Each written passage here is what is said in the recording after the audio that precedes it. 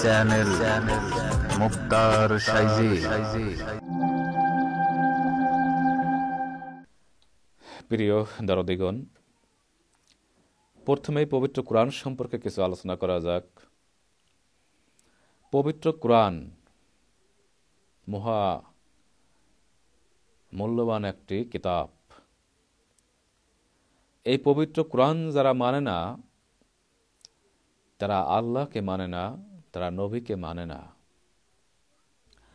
পবিত্র কোরআনের আয়াত মধুর থেকেও আরো সুমধুর।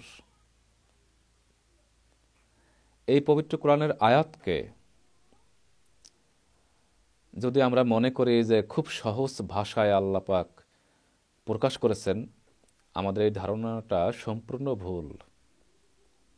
কারণ পবিত্র কোরআন, এই কোরআনের আয়াতগুলো বুঝতে পারা অনেক দুঃসাধ্য ব্যাপার, দুরূহ ব্যাপার, কঠিন। আল্লাহ পাক এত সহজে এই কোরআনের ভাষা যদি মানুষকে বুঝিয়ে দিতেন, তাহলে প্রত্যেকটি মানুষ কোরআনের মধ্যে সহজ ভাষা পাঠ করে আল্লাহ তাআলার সৃষ্টি রহস্য বুঝে যেত। কিন্তু না, আল্লাহ পাক কোরআনের মধ্যে এমনভাবে এই সৃষ্টি রহস্য, সকল আল্লাহ তত্ত্ব গুপ্ত রহস্য প্রকাশ করেছেন, যা সাধারণ জ্ঞানী মানুষ বুঝবে একরকম, আর আধ্যাত্মিক ঊর্ধ্বজ্ঞানী মানুষ বোঝে আর এক রকম। তাই পবিত্র কোরআন একজন একরকম বুঝলো, আরেকজন আরেক রকম বুঝলো। এই না বোঝা এবং বোঝার কারণেই পৃথিবীতে এত দ্বন্দ্ব রয়েছে। কিন্তু এটা মনে রাখতে হবে, পবিত্র কোরআনের আয়াত রূপক ভাষায় আল্লাহ পাক আয়াত নাজিল করেছেন। সেই রূপক ভাষাগুলো বুঝতে হলে একজন কামেল অলির নিকটে যেতে হয়, কামেল মানুষের নিকটে যেতে হয়। এত সহজ নয়। কোরআন বুঝে তারপর আমল করতে হয়। কোরআনের আয়াত রূপক অর্থগুলো বুঝে তারপর সাধনা করতে হয়। কিন্তু আমরা এই কোরআন বোঝার জন্য কোনো কামেল মানুষের নিকটে যাই না। আমরা পৃথিবীর লেখাপড়া করার জন্য স্কুলে যাই, ভার্সিটিতে যাই, লেখাপড়া করি, কত রাত জেগে পড়াশোনা করি। কিন্তু কোরআনের রূপক অর্থগুলো বোঝার জন্য আমরা একবারও একজন কামেল চৈতন্য মানুষের নিকটে যাই না। আর এই না যাওয়াটাই হচ্ছে যত মনের মধ্যে গণ্ডগোলের মূল কারণ। এক একজন এক একভাবে কোরআনের আয়াতগুলোকে অনুমানে এক এক রকম ব্যাখ্যা করছে। তাই পবিত্র কোরআন এর ভাষাগুলো বুঝতে হলে এই ভাষা যিনি জানেন তার নিকটে যেতে হবে, জানতে হবে। যেমন বলা হয়েছে আলিফ লাম মিম যালিকাল কিতাব। এই আলিফ লাম মিমের বাংলা অর্থ বলা হয়েছে একমাত্র আল্লাহ পাকই ভালো জানেন। এই আলিফ লাম মিমের ব্যাখ্যা আল্লাহ পাক কোরআনে প্রকাশ করেননি। এর ব্যাখ্যা একমাত্র আল্লাহ পাক ভালো জানেন। এবং এই আলিফ লাম মিম এর দর্শনগত ভাব যারা ধারণ করেছেন, একমাত্র সেই সমস্ত মুমিন বান্দাগণই এই আলিফ লাম মিমের ব্যাখ্যা জানেন। তাই এখানে অনুবাদকারীগণ তারাও এখানে বিশ্লেষণ করে লেখেননি, শুধু বলেছেন আল্লাহ পাক ভালো জানেন।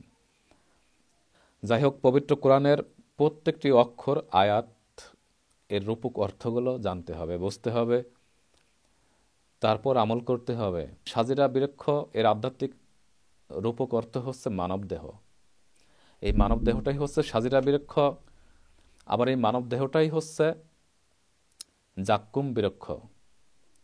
কোরআনে বলা হয়েছে দোজকের বৃক্ষ হচ্ছে জাক্কুম বৃক্ষ। এখন দুইটি বৃক্ষই যদি মানব দেহ হয়, তাহলে এই মানব দেহের মধ্যেই কি আছে? জান্নাত আছে। মানব দেহের মধ্যেই আবার দোজক আছে। এই মানব দেহের মধ্যেই নবী খুঁজলে পাওয়া যায়, আল্লাহকে খুঁজলে পাওয়া যাবে, আবার এই মানবদেহের মধ্যে ইবলিশ শয়তানকে খুঁজলেও পাওয়া যাবে। এই মানবদেহের মধ্যে সবই রয়েছে। আর এই দেহতত্ত্ব এই যে বিপরীতমুখী, একটি হচ্ছে সত্য আর একটি হচ্ছে মিথ্যা। এই সত্য মিথ্যার দুইটি দিক এই মানবদেহের মধ্যেই রয়েছে। আর এই মানবদেহের এই সৃষ্টি রহস্য নিয়েই পবিত্র কোরআন নাজিল হয়েছে। সেই পবিত্র কোরআনের রূপক অর্থগুলো আমরা না বোঝার কারণে আমরা অচেতন হয়ে আছি, বেহুশ হয়ে আছি। তাই এই বেহুশ অর্থাৎ অজ্ঞানতা দূর করে চৈতন্যতা লাভ করতে হবে। পবিত্র কোরআন তার রূপক অর্থ বুঝতে হবে, ধারণ করতে হবে। যেমন নবীর যুগে যত নবী পৃথিবীতে প্রেরিত হয়েছিলেন তারা সবাই ছিল সাজিরা বিরক্ষ। এই সাজিরা বিরক্ষ হচ্ছে মানবদেহ, আর সব মানবদেহই আবার সাজিরা বিরক্ষ নয়।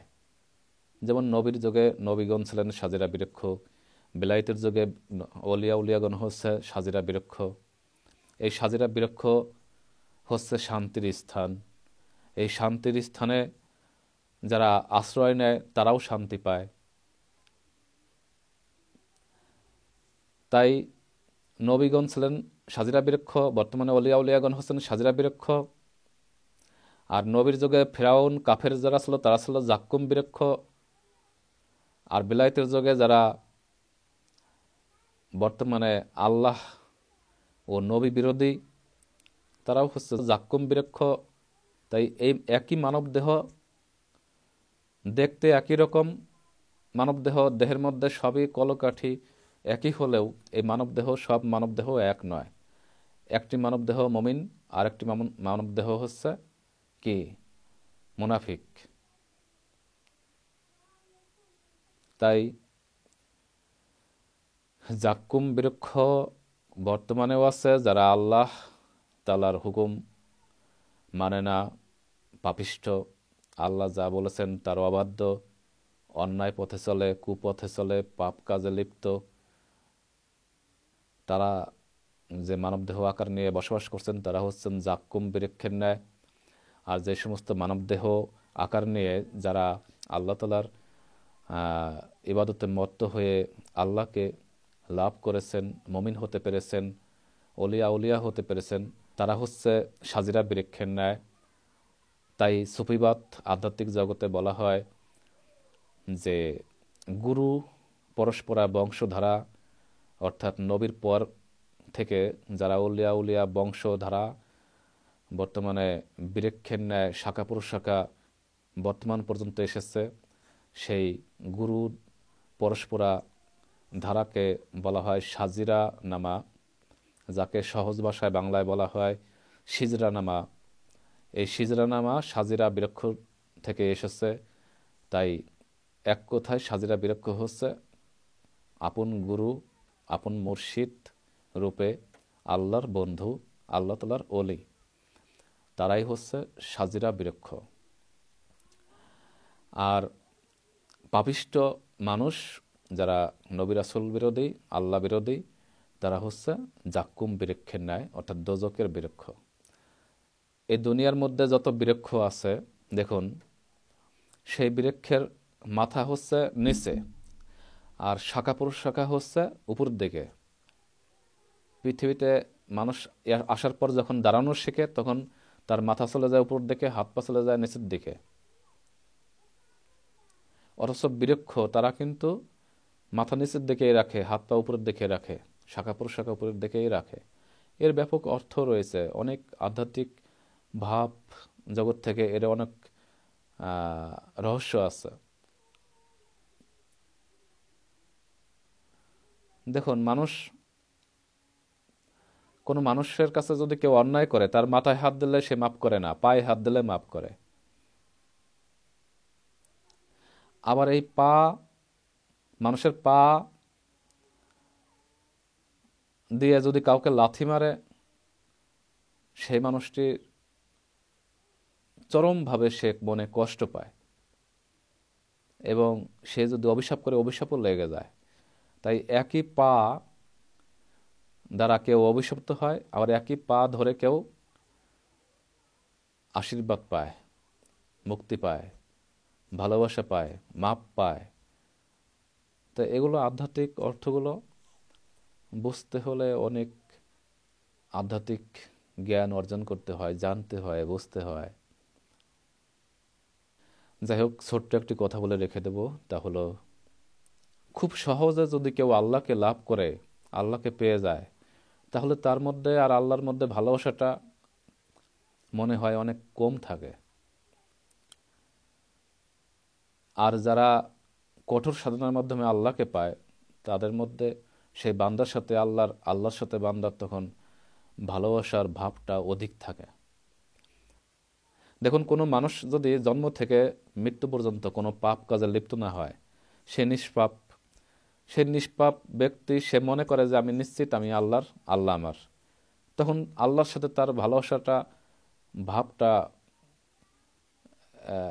এতটা অধিক হয় না, যতটা অধিক হয় যখন কোনো পাপিষ্ঠ বান্দা ইবাদত করতে করতে, কঠোর সাধনা করে, কান্নাকাটি করতে করতে আল্লাহকে পায়। কারণ কোনো মানুষ যখন গুনাহের কাজে লিপ্ত হয়, পাপিষ্ঠ হয়, সে পাপ যখন সে বুঝতে পারে, ভুল যখন বুঝতে পারে, তখন সে আল্লাহ তাআলাকে প্রাণ ভরে এমনভাবে ডাকাডাকি করে, সেই ডাকের মধ্যে আল্লাহ পরম একটা শান্তির অনুভূতি সে বুঝতে পারে। তাই এগুলো সৃষ্টির লীলা, আল্লাহ পাকের সৃষ্টির লীলা। প্রত্যেকটি মানুষই পাপ করবে, অন্যায় পথে চলবে, আবার অন্যায় করার পর পাপের সাজা ভোগ করবে, আবার সাজা ভোগ করতে করতে করতে করতে একসময় মানুষ শুদ্ধ পথে আসবে, সঠিক পথে আসবে। তাই এই ব্যবস্থাটা কে করলেন? আল্লাহ পাকই করলেন। তাই সৃষ্টি রহস্য, যা কিছু আল্লাহ সৃষ্টি করেছেন, সব কিছু রহস্যের মূল হচ্ছে আল্লাহ পাক সবসময় চান আমার বান্দা যেন পুরায় পুড়তে তারপর জ্বালা তাপ সহ্য করতে করতে একসময় যেন আমার প্রেমে খুব আকৃষ্ট হয়ে ওঠে, আমাকে যেন প্রেমের দ্বারা যেন আমার বান্দা আমাকে লাভ করতে পারে। আর এই কারণেই আল্লাহ পাক দোজক সৃষ্টি করেছেন, জান্নাত সৃষ্টি করেছেন, শয়তান সৃষ্টি করেছেন, নবী সৃষ্টি করেছেন, ভালো মন্দ দুইটি পথ সৃষ্টি করে দিয়েছেন। যারা মন্দ পথে যাবে, তারা পাপের ফল ভোগ করতে করতে একসময় আবার পুণ্যের পথে আসার জন্য আরাধনা করবে, আল্লাহকে ভালোবাসবে। একজন নিষ্পাপ মানুষ আল্লাহকে পাওয়ার জন্য এত কান্নাকাটি করে না। যেমন ফেরেশতাগণ, তারা নিষ্পাপ, তাই আল্লাহকে তারা পাওয়ার জন্য এত কান্নাকাটি করে না। আর যে সমস্ত পাপিষ্ঠ মানুষ পাপের সাজা ভোগ করতে করতে যখন শেষ পর্যায়ে চলে আসে, তখন কঠোর সাধনার মাধ্যমে, কান্নাকাটির মাধ্যমে আল্লাহকে যখন লাভ করতে পারে, তখন সেই কান্নাকাটির মধ্যে, আল্লাহ তাআলার সাথে প্রেমের মধ্যে যে আনন্দ ফুটে ওঠে, সেই আনন্দটা হয় অন্যরকম। তাই এগুলো হচ্ছে আল্লাহ তাআলার সৃষ্টি রহস্য। কঠিন, এত সহজ ভাষায় কোরআনে আল্লাহ পাক ব্যক্ত করেন নাই। এই কোরআনের ভাষাগুলো বুঝতে হবে, জানতে হবে, তারপর আমল করতে হবে। আল্লাহকে লাভ করার জন্য কঠোর ইবাদত করতে হবে, সাধনা করতে হবে। প্রিয় সাথীগণ, সবাই ভালো থাকুন, সুস্থ থাকুন। আবার কথা হবে পরবর্তী পর্বে। আল্লাহ আলেক সাইজি, দয়াময়। পরিবেশনায় চ্যানেল মুক্তার সাইজি।